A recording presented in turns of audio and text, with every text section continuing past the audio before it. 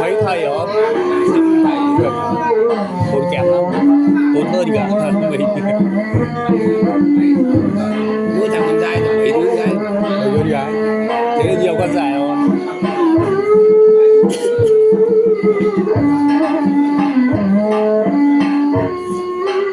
Kia là con trai trưởng kìa, con trai út bé bé đấy hả?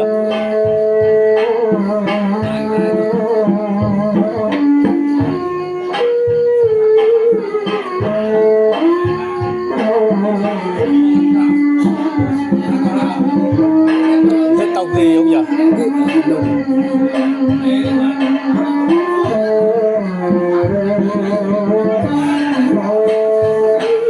chín cây tiền cây bạc.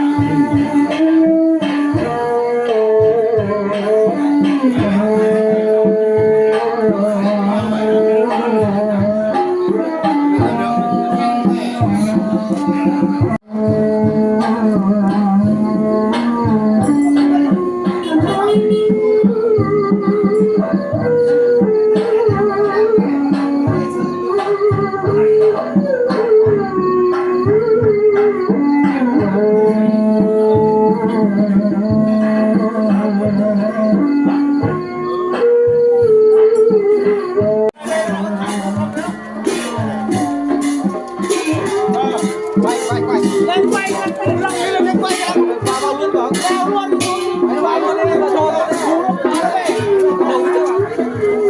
sao lại cái nào đi trước cái này là cái gì này họ đi không ấy đâu